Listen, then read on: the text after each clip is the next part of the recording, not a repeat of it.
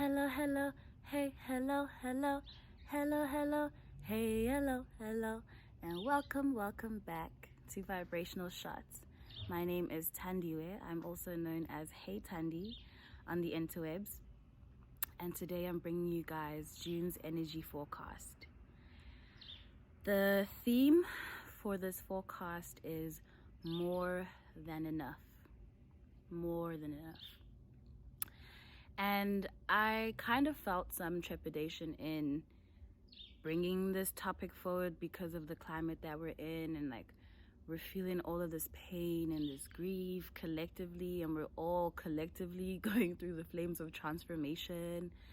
And I just didn't know if this message would have a space, but I believe in how pure this message is, and so I'm going to say it anyway. I'm going to share it anyway. So the theme for this month is more than enough. And the way that this theme showed up for me was, of course, through personal experience. So I'm going to share something. So, as some of you guys may know, like I'm producing a short animated film, right?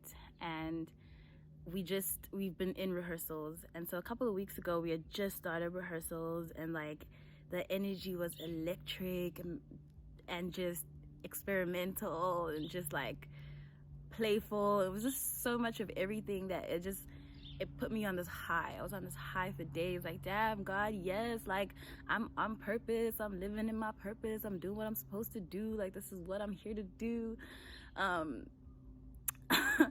But just as there are highs, the wave must come down. so the low's gonna hit you just as high as you went. The low is just as low or just as deep. So it crashed. My wave crashed, and I was feeling sad. And like when I was like, why am I so sad? What's happening inside Tandy? And I was so sad because the film that and the story that I wrote was inspired by my older sister who passed away in 2017. And so the characters are coming alive, the themes are coming alive, and now the emotions are coming alive in me. And I just felt so sad. I just missed my sister. I was just like, I missed her. I was just sad. Like I couldn't mask it or hide it or try to make it something else. It was just sadness and just grief because she's not here. And it just made me feel horrible because like I was just like, she helped me apply for film school. She helped convince my mom to take me to film school. She was always a supporter of me. And when she got sick, she made me go back to school. She was like, go back, like you can't stay. And I wanted to stay. And then like a month before graduation, she passes away, and I can't go to a funeral. I can't come home. I have to push through. And I guess in pushing through, I had to compartmentalize her death to a large degree. Like, yes, I felt sad, and yes, I was like, I was a mess, but I had to compartmentalize it enough for me to like walk across that stage. And then like I realized I had never even gone to her grave. Like there was a part of me that just didn't want to make her death real. But with this wave that just hit me, like there was just no way to avoid that. So I had to like feel my way through it, and it was painful. Like, you know, we talk about like the physical sensation of pain, like where your body just starts to sway in an effort to like soothe itself. I'm talking about that. Like that's how like painful it was. And I'm saying this because I feel like part of the work right now is to learn how to sit through it and to feel it in the body. So I'm describing it for you so that you guys know that it's something that you can sit through and you can live through, period. But facing her death like meant not denying it anymore. And so like shattering that illusion of denial, it really brought clarity. It brought clarity, and that's why I'm talking about the grief in this open way, because I know that in facing it, you become so much more clearer, and you just see things so much more clearer. Like after I had this like breakdown, like this break, like just I was able to see myself so much more clearer. I was able to see even some of the things that I did in my life around that time, like some of the decisions that I made that like I was angry at myself about. I was able to see them in a different lens, and from a lens of like, oh, you were vulnerable, you were alone in a foreign country, and you did your best. You know, like I was able to like see that clearer, you know. And also it helped me to reflect on my sister's life, because her death was so painful. But even so, the reason why it was so painful is because her life was that impactful. And so I had to like create that space to honor her life and honor her memories and honor the experiences that we shared together and the love and the connection that we shared together. Yeah, it's that level of clarity and that level of like just being able to see again, because I feel like denial blinds you. It fogs everything up. But as I was accepting, like, okay, it's her life that makes it's her life that's making the death so painful. And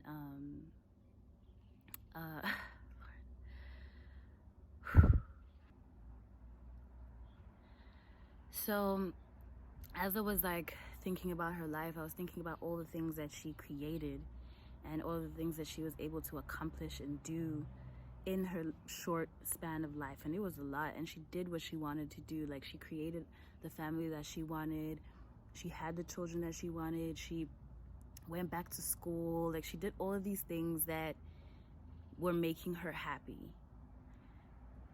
And even though I personally feel like she had the potential for so much more, and I wish God had kept her here longer, and like there's just so much more. Like, in my selfishness, I feel that way, but I also had to accept that maybe the life that she lived was enough.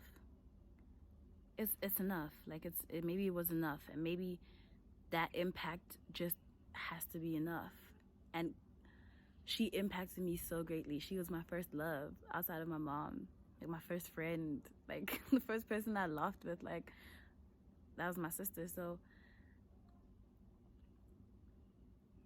all of that, all of the memories, all of the love that we shared, like that it was enough. It was like, it's okay, it's enough. Like, I'm not gonna put that energy into she should be more than what she could give. That's not fair at all. So of course, when you expand your awareness to welcome someone in, that awareness extends to yourself. And so I was like, if she's more than enough, you know, I'm more than enough. Like, maybe, like, I don't know how I linked it, but it just, those two snaps, it was just kind of linked. And it was like, oh, I don't know, the mirror somehow turned back to me. And in that emotional clarity also that came afterwards, I was able to recognize how, like, first of all, I had to accept that I'm rare and unique. Like, I'm like, okay. But the reason why I'm saying this is because like I had all of these painful experiences that were happening where I was vulnerable, and so I made the wrong decisions, and I'm like linked with the wrong people and all of these things. And like part of that was me rejecting myself because others are rejecting me, like because I am rare and I'm different. Like I know I'm such an Aquarius, right? But like I'm different, and I was able to see like, okay, no, I'm just different. I don't have to internalize how people feel about me being different. I can value myself, and I am more than enough. And all of the times, like I had to say sorry to the version of me that felt that she had to prove her love to so many people and contort herself for so many people. And like just say sorry, like, and be like, you're way more than enough. And like you were just vulnerable. You were just not in like the life circumstances that were thrown at you were enough to make anybody mad. And the fact that you were able to accomplish the things that you did, even in that space, like, you know? So just to feel that grace. And I think when you extend that grace to others, it comes back to you, and like you can extend that grace to yourself, you know. So yeah, so that's how the theme of being more than enough showed up. But the way it sort of played out over the course of the month, though, is something that I also wanted to talk about in this video, because I think that it's relevant at this time. And I just wrote something down. Hold on, let me get my notes out. So one of the things that came up, okay, was learning how to catch how do I put this? So sometimes, like, when people are being deceptive, it's not necessarily that they're lying to you, it's that they're lying to themselves too. And this is very common. We deceive ourselves. We're very intelligent. We can hide our own emotions from ourselves, and in turn hide them from others too. And I noticed how this was coming up. So like, let me find the words. So I noticed that I don't know if this is like, I don't know where it comes from. Like, I don't know if it's like a sociological thing or whatever, but like, I noticed that oftentimes what we do, we'll have a feeling that is uncomfortable, or maybe that we feel like it may not be welcomed in the space. And then what we do is that we try to mask it and make it seem more appropriate. So what I mean by this is, like, in my experience, I had a moment a couple of weeks ago as well where I was feeling jealous. Like, I'm feeling jealous. But when the feeling first came up, I was like, no, Tandy, you don't, like, you have everything going for you. You don't need to feel jealous. That's immature, blah, blah, blah, blah. And then I had to like pause and like think to myself, like, okay, wait, like, if you're feeling jealous, then let's look inside and see what's happening there. Let's address what's happening. So it was like a more conscious effort to like embrace the feeling, right? But the first reaction was like it's immature, like dismiss it, don't like. And I feel like the reason why I'm linking it to the theme for the month is because when we don't feel like we're enough, when we don't feel worthy, we don't even feel worthy of feeling our emotions all the way through. Or we don't feel like owning our emotions, or we feel like we can't. And another way this showed up, just to give you another example, another way that this showed up was that we were having a conversation about exploration and relationships, right? Like creating space to explore and not putting expectations on people, which is fair. But sometimes that conversation goes all the way left, where people want you to like be emotionally available and emotionally open with absolutely no safety net at all. And if you can't do that, then you're immature, right? Or like you're not grown, or whatever the case may be. And I was like, I don't know. So we're having this conversation, and like the guy says something to the effect of like, you know, when he starts to like when he starts to like someone, he when he starts to like someone, he can't help but plan ahead, and he can't help but think long term and da da da da da. But like, in terms of when it comes to like exploration, he felt like he shouldn't speak up about that or whatever, like, because it's immature and like it's not going with the flow, man. And but for me, when I was listening to him, like, or hearing him, I was like, I felt discomfort. I felt uncomfortable because it was like, that doesn't feel authentic. That doesn't feel good to try and fit yourself into an idea while ignoring something that's really important to you. So like, if you are experiencing this feeling of, I want to plan ahead, bring it up. But like, you can bring it up in a conversation, not necessarily to box someone in or to trap someone, but you can say, hey, this is coming up for me, and this is like, I just want to explore these emotions, and I want to explore what's happening. Because what often happens is, when you explore the emotions, the urgency behind them sort of starts to diffuse, and you can ground it. The narrative is that women try to get men to commit before they're ready, right? And like, yeah, what about a ring? What about a ring? Da da da da. Like, if you're having the emotion of, I think I want commitment, or I want something more stable, or I want something that makes sense emotionally, once you bring it up, you can actually then ask yourself, like, okay, but how does that fit for the life I'm living right now? Because oftentimes our desires, because I think I've mentioned this before in like the class, the relationship class, is that love triggers your desires and your wounds and your fantasies. Like, that's all in the same space, that subconscious space. So oftentimes we can have an impulse, but it's linked to a fantasy, and the fantasy is not necessarily in alignment with the life that you live. So when you bring the fantasy down to earth and you like examine it and just look at it without judgment, you can see what works and what doesn't, and you can feel like, oh, well, yeah, I have this fantasy of getting married, but at 26, I don't think I'm emotionally ready for a whole marriage. Like, you know what I mean? Like, I may be ready for exploration and fun and flirtation and dating, but I'm not necessarily ready for marriage. But if I ignore the impulse altogether, then I don't even get to explore and know what's really happening and who I really am. And that goes to the final point that I wanted to make today, which is about being fully present with yourself.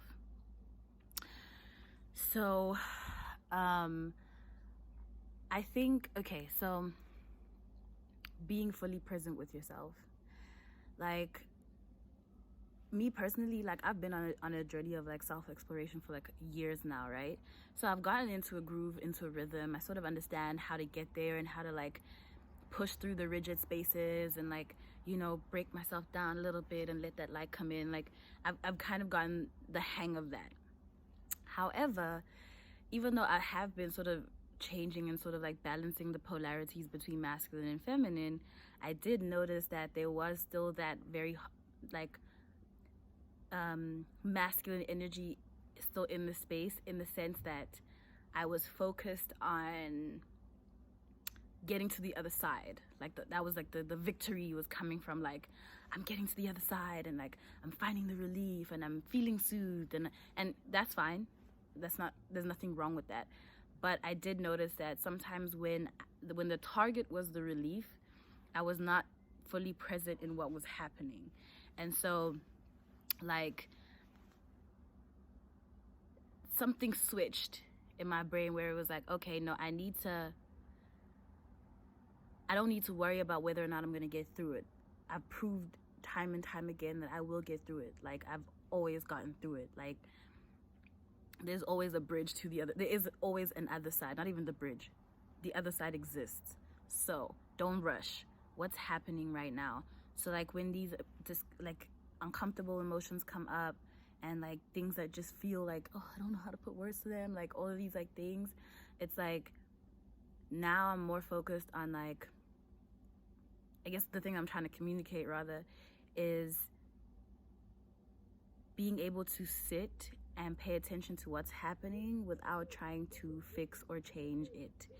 The fixing and changing will come, the transformation will come, and it always comes, but it's not having that at the forefront of your mind.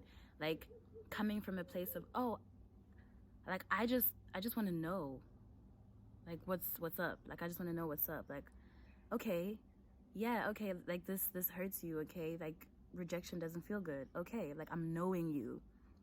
I'm not rushing to make you feel better. I'm not rushing to make you fit into an idea that I have of you, me, you know, multiple aspects of self. But it's like, no, I'm not rushing you. I'm not trying to get you to go somewhere or make you feel imperfect. I just want to know. And the desire to know from a loving place is what we need. I feel like that is such a reflection of feeling like you're more than enough, because you actually feel worthy of being known and being seen by yourself first and foremost, and then of course others when you feel ready. But like, just to like know yourself, like, okay, this is what hurts me. Like, okay, this is what makes me feel joy, and this is what makes me feel sadness.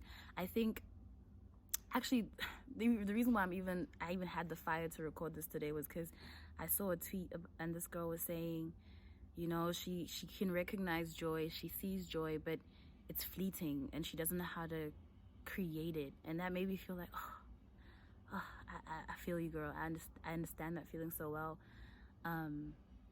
But creating joy comes from being able to sit in your depths, especially like when you relate it to like your feminine energy, like being able to be fully present in knowing yourself. Because when you know yourself through the darkness, you can bring that strength into the light.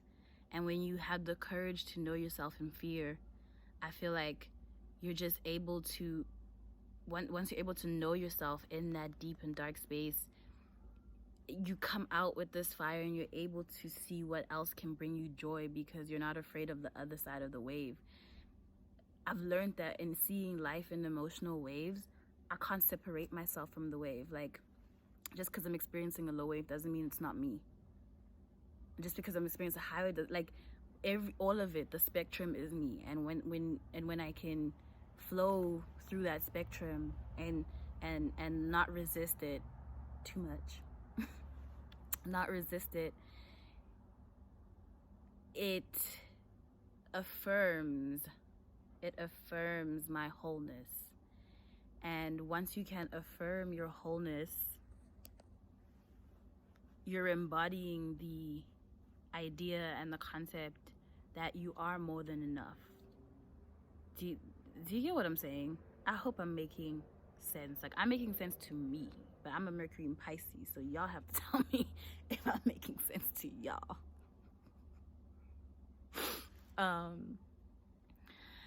But yeah, so I guess to wrap it up, I feel like emotional presence, patience, witnessing is so needed at this time. And the more we can tap into it on a personal level, the more we help each other universally. Personal is universal. When I find freedom in myself, I'm creating a blueprint. I'm lighting up a grid, and I'm to some degree making that available to others if they choose that. When we find freedom in ourselves, we create these new pathways. We light them up so that others can find it too, and they find it a lot easier. And they should find it a lot easier. We shouldn't go through things so other people should go through things too, you know? Like, if we go through pain, we should be able to help others either avoid the pain or work through the pain. Like, it shouldn't be in vain. Anyway, that's just in my opinion. But yeah.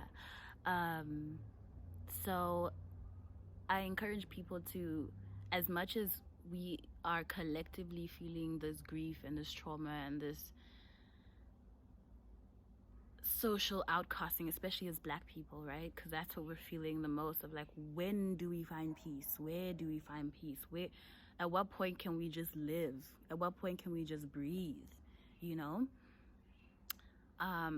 So as much as we're experiencing that on a collective level, I'm encouraging people to the best of their ability to focus inward and to feel your personal grief and to really sit with yourself, because you're worth getting to know you. Like, you're worth that. Like, you're worth being known and being seen and being felt and being heard. You just are. You just are. But experiencing it means bringing that into your body. Yeah, I think that's all I have. That is all I have. So thank you so much for watching.